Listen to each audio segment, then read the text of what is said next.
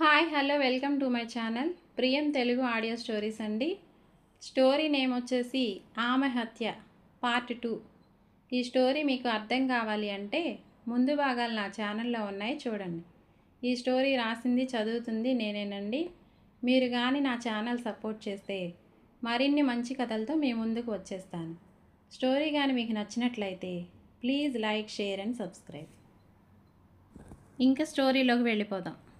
Case దర్యాప్తులో భాగంగా విక్రమ్, ఆదిత్య ఇద్దరు కొన్ని గంటలుగా రుద్రాలి ఇంట్లో ప్రతి విషయాన్ని క్షుణ్ణంగా పరిశీలిస్తూ ఉంటారు.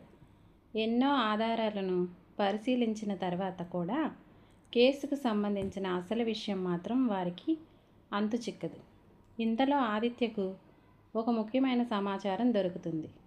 ఆ సమాచారాన్ని తెలుసుకున్న వెంటనే అతను ఉత్సాహంగా విక్రమ్ దగ్గరకు పరిగెత్తుకుంటాడు. ఆర్చి మాటలు విన్న విక్రమ్, మనకు ఈ కేసుకు సంబంధించిన ఒక కీలకమైన ఆధారం దొరికింది. ఏమిటా ఆధారం అని, ఏం దొరికింది అని అడుగుతాడు.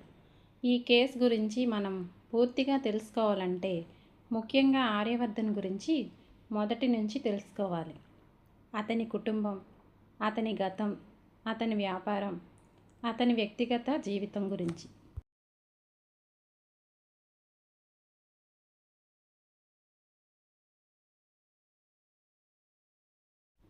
పూర్తి సమాచారం ఉండాలి. అప్పుడే ఈ హత్య వెనుక ఉన్న అసలు కారణం ఏమిటో మనకు అర్థమవుతుంది. నేను చెప్తాను, నువ్వు విను అని విక్రమ్ విక్రమ్తో అంటాడు. ఒక పెద్ద మహానగరంలో కోటీశ్వరుడైన తిరుగులేని వ్యాపారవేత్తకు ఒక్కడే కొడుకు ఆర్యవర్ధన్. అతను కూడా తండ్రికి ఏమాత్రం తీసిపోకుండా వ్యాపారంలో తిరుగులేని స్థాయికి ఎదిగి ఎవరినీ లెక్క చేయకుండా తన నిర్ణయమే శాసనంగా ముందుకు సాగుతాడు. ఆర్యవర్ధన్ 6 అడుగులు పైగా ఎత్తుగా, ఆకర్షణీయమైన వ్యక్తిత్వంతో, గంభీరమైన రూపంతో కనిపిస్తాడు. ఎప్పుడూ చక్కగా డ్రెస్సింగ్ చేసుకొని ఖరీదైన వాచ్, షూస్ ధరించే అతని తీరు చూస్తేనే అతని హోదా, స్థాయి ఏంటో అర్థమవుతుంది.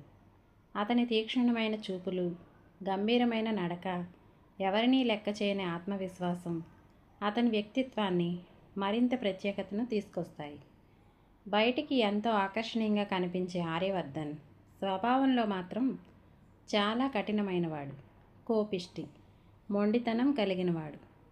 తన నిర్ణయమే చివరి నిర్ణయం అన్నట్లుగా వ్యవహరించే అతను ఆర్యవర్ధన్ యుక్త వయసుకు చేరుకునే లోపే అతని జీవితంలో ఊహించని విషాదం చోటు చేసుకుంటుంది. ఒకరోజు అతని తల్లిదండ్రులు అత్యవసరమైన పని మీద ప్రయాణిస్తుండగా మార్గ మధ్యంలో జరిగిన ఘోరమైన రోడ్డు ప్రమాదానికి గురవుతారు. ప్రమాదం జరిగిన విషయం తెలియగానే ఆర్యవర్ధన్ హుటాహుటిన ఆసుపత్రికి చేరుకుంటాడు. కానీ అప్పటికే పరిస్థితి చేయి దాటిపోయి ఉంటుంది. వైద్యులు ఎంత ప్రయత్నించినా అతని తల్లిదండ్రులను కాపాడలేకపోతారు. తల్లిదండ్రులు ఇద్దరిని ఒకేసారి కోల్పోవడంతో ఆర్యవర్ధన్ జీవితం ఒక్కసారిగా తలకిందులవుతుంది. చిన్న వయసులోనే తల్లిదండ్రుల ప్రేమకు దూరమైన అతను తన కన్నీళ్లను తనలోనే దాచుకొని అంత్యక్రియలన్నీ పూర్తి చేస్తాడు. అతనికి ఓదార్పు చెప్పడానికి బంధువులు, స్నేహితులు ఎంతమంది ఉన్నా తల్లిదండ్రులు లేని లోటు మాత్రం ఎవరు భర్తీ చేయలేకపోతారు. అయితే ఆ విషాదం తర్వాత అతని భుజాలపై ఒక పెద్ద బాధ్యత పడుతుంది. అతని తండ్రి ఎన్నో సంవత్సరాల కష్టంతో నిర్మించిన వ్యాపార సామ్రాజ్యం, కోట్లాది రూపాయల ఆస్తులు, అనేక వ్యాపార సంస్థలు అన్నీ ఆర్యవర్ధన్ చేతుల్లోకి వస్తాయి. అప్పటి వరకు తండ్రి నీడలో పెరిగిన అతను ఒక్కసారిగా ఒక భారీ సామ్రాజ్యానికి వారసుడిగా మారిపోతాడు. చిన్న వయసులోనే ఇంత పెద్ద బాధ్యత తనపై ఉండడంతో మొదట ఆర్యవర్ధన్ ఎన్నో ఇబ్బందులు ఎదుర్కొంటాడు. తండ్రి స్థానాన్ని భర్తీ చేయడం అంత సులభం కాదని అతనికి అర్థమవుతుంది. వ్యాపారంలో అనుభవం ఉన్న పెద్దలు, కంపెనీ సీనియర్ ఉద్యోగులు అతని నిర్ణయాలను పరీక్షించడానికి ప్రయత్నిస్తారు. కానీ తల్లిదండ్రులు కోల్పోయిన బాధను తన బలహీనతగా మార్చుకోకుండా తండ్రి తనపై ఉంచిన నమ్మకాన్ని నిలబెట్టుకోవాలని ఆర్యవర్ధన్ నిర్ణయించుకుంటాడు. కొద్ది కాలానికి ఆర్యవర్ధన్ తన తండ్రి వ్యాపార సామ్రాజ్యాన్ని మరింత ముందుకు తీసుకెళ్లే స్థాయిగా ఎదుగుతాడు. తండ్రి సంపాదించిన ఆస్తిని కాపాడటమే కాకుండా కొత్త వ్యాపారాల్లోకి అడుగుపెట్టి తన సామ్రాజ్యాన్ని మరింత విస్తరిస్తాడు. తన జీవితంలో తల్లిదండ్రుల స్థానాన్ని ఎవరూ భర్తీ చేయలేకపోయినా వారి జ్ఞాపకాలను తన విజయాలలో నిలబెట్టాలని భావిస్తాడు. అలా ఒకప్పుడు తల్లిదండ్రుల ప్రేమ కోసం ఎదురు చూసిన ఆర్యవర్ధన్ కాలక్రమంలో వేల కోట్ల వ్యాపారాన్ని నడిపించే శక్తివంతమైన వ్యాపారవేత్తగా ఎదుగుతాడు. కానీ అతని హృదయంలో మాత్రం తల్లిదండ్రులను కోల్పోయిన చిన్నారి బాధ ఎప్పటికీ మిగిలిపోతుంది. అదే బాధ అతన్ని మరింత కఠినంగా, ఎవరినీ సులభంగా నమ్మని వ్యక్తిగా మార్చుతుంది.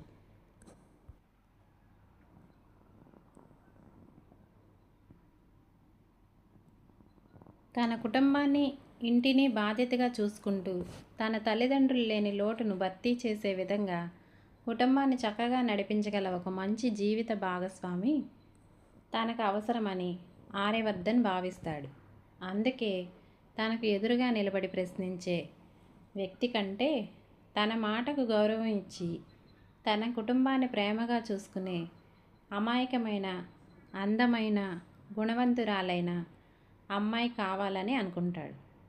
అలా తనకు అన్ని విధాలుగా అనుకూలంగా ఉంటుందని భావించిన వర్షాని ఏరి కోరి అన్ని విధాలుగా అనుకూలంగా ఉంటుందని భావించిన వర్షను ఏరి కోరి చూసి ఆమె అమాయకత్వం, మంచితనం, కుటుంబం పట్ల ఉన్న గౌరవం నచ్చడంతో ఆమెను తన జీవిత భాగస్వామిగా చేసుకోవాలని నిర్ణయించుకుంటాడు.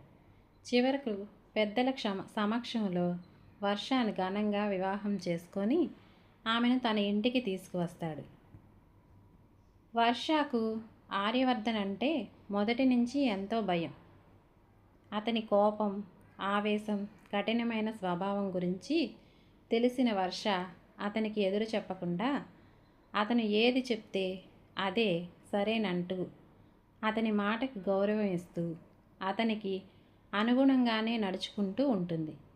ఆర్యవర్ధన్ కూడా తన కుటుంబం పట్ల ఎంతో క్రమశిక్షణతో ఉంటూ ఇంట్లో తన మాటే చివరి మాట అన్నట్లుగా వ్యవహరిస్తూ ఉంటాడు.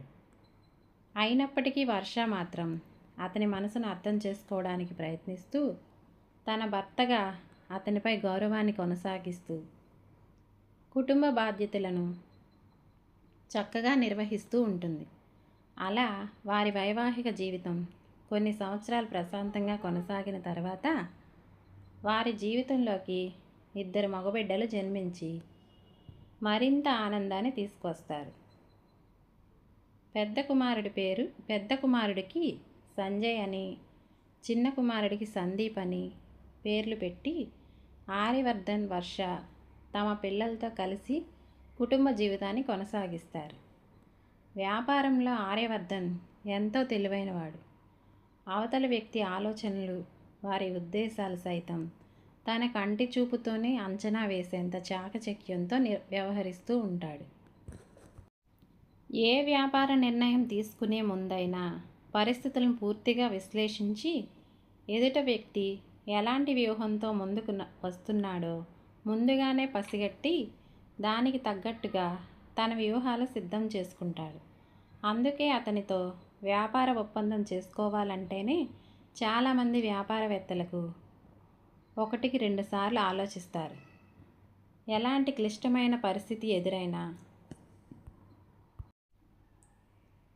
ఏమాత్రం తడబడకుండా తన తెలివితేటలతో సమస్యను తనకు అనుకూలంగా మార్చుకొని ప్రతి వ్యాపార ఒప్పందంలోనూ తనదే విజయం అయ్యేలా వ్యూహాలు రచిస్తూ తన వ్యాపార సామ్రాజ్యాన్ని రోజురోజుకి మరింత విస్తరించుకుంటూ ముందుకు సాగుతాడు.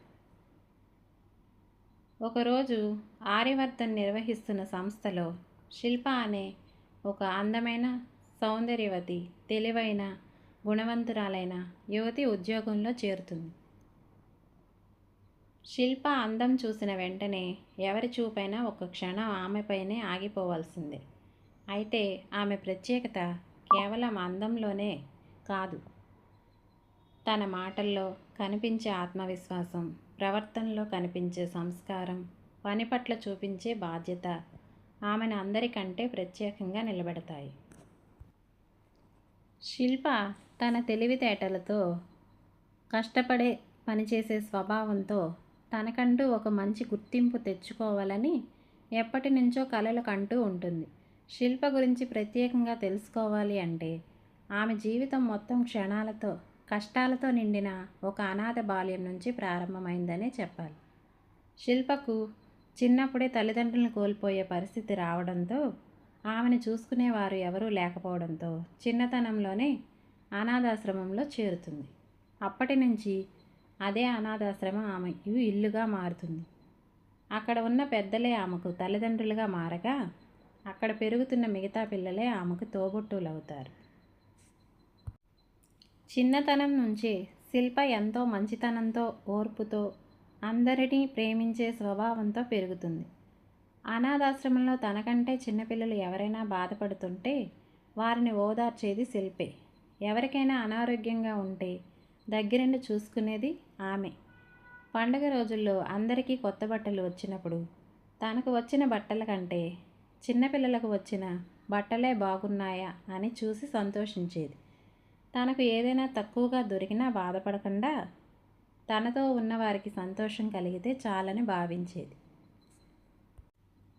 చదువుపై కూడా శిల్పకు ఎంతో ఆసక్తి ఉండేది. తన పరిస్థితులను తలుచుకొని బాధపడకుండా చదువును తన జీవితానికి ఒక మార్గంగా భావించి ఎంతో కష్టపడి చదువుతుంది. అనాథాశ్రమంలో ఉన్న ఇతర పిల్లలకు కూడా చదువులో సహాయం చేస్తూ వారిని తనతో పాటే ముందుకు తీసుకెళ్లాలని ప్రయత్నిస్తుంది. ఎన్నో ఇబ్బందులు ఎదురైనా తన భవిష్యత్తు గురించి ఆశని మాత్రం ఎప్పుడూ వదులుకోలేదు. చివరకు తన చదువు పూర్తి చేసుకున్న తర్వాత శిల్ప తన ప్రతిభతో మంచి ఉద్యోగాన్ని సంపాదిస్తుంది. ఉద్యోగం వచ్చిన రోజునే ఆమె ఎంతో సంతోషిస్తుంది. అయితే తన కోసం ఒక కొత్త జీవితం ప్రారంభించుకోవాలని మాత్రమే ఆమె ఆలోచించదు.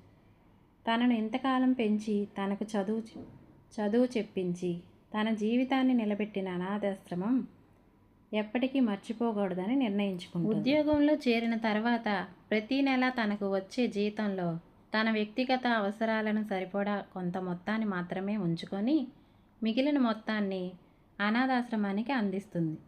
మొదట్లో ఆమె ఇచ్చే సహాయం చిన్నదిగా ఉన్నప్పటికీ 4 నెలలు గడిచే కొద్దీ ఆ సహాయం అనాథాశ్రమానికి ఎంతో పెద్దగా అండగా మారుతుంది.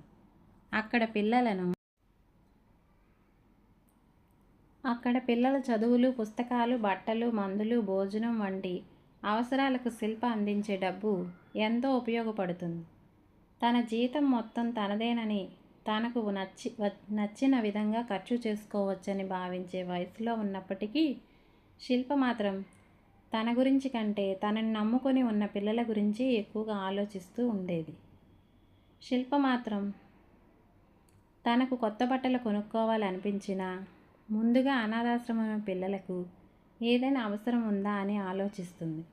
తన కోసం ఖరీదైన వస్తువులు కొనుక్కోకుండా ఆ డబ్బుతో ఒక పిల్లవాడికి చదువు ఉపయోగపడుతుందని, అదే తనకు నిజమైన ఆనందమని భావిస్తుంది. శిల్ప చేస్తున్న సహాయం గురించి బయట ప్రపంచానికి పెద్దగా తెలియదు. తాను మంచి పని చేస్తున్నానని అందరికీ చెప్పుకోవాలని ఆలోచన కూడా ఆమెకు ఉండదు. ఎవరికైనా సహాయం చేయడం తన బాధ్యతగా భావిస్తుంది. అనాథాశ్రమంలో ఉన్న పిల్లలను తనను అక్కగా పిలిచిన ప్రతిసారి వారి ముఖాల్లో కనిపించే ఆనందమే తనకు దక్కే గొప్ప బహుమతిగా భావిస్తుంది. ఆమె ఉద్యోగంలో ఎంతో బాధ్యతగా ఉంటుందో వ్యక్తిగత జీవితంలో కూడా అంతే క్రమశిక్షణతో ఉంటుంది. తనకు వచ్చిన ప్రతి రూపాయి విలువ తెలుసు. ఎందుకంటే చిన్నతనంలో ₹1 విలువ కోసం కూడా ఎన్నో కష్టాలు పడిన అనుభవం ఆమెకి ఉంది.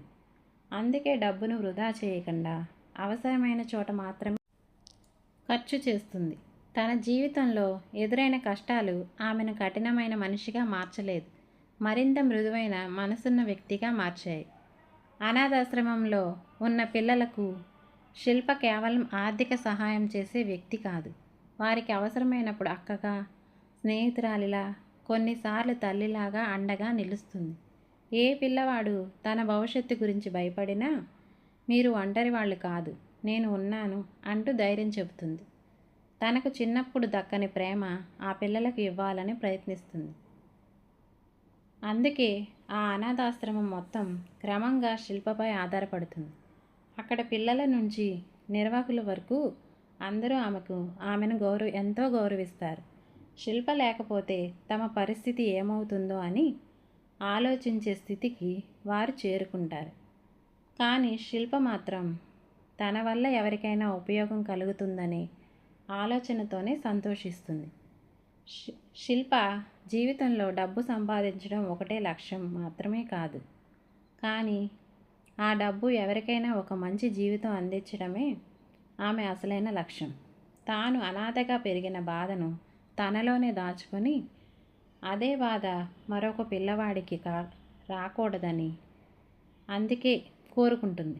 అందుకే తన సంపాదనలో ఎక్కువ భాగాన్ని తనను పెంచిన అనాథాశ్రమానికి అందిస్తూ ఉంటుంది. ఈ రోజుకి ఈ ఎపిసోడ్ ముగిసిందండి. స్టోరీ కానీ మీకు నచ్చినట్లయితే లైక్ చేయండి, షేర్ చేయండి, కామెంట్ చేయండి, సబ్స్క్రైబ్ కూడా చేసుకోండి. సబ్స్క్రైబ్ చేసుకుంటే నేను స్టోరీ పెట్టగానే మీకు నోటిఫికేషన్ వస్తుంది. Thank you all. By by.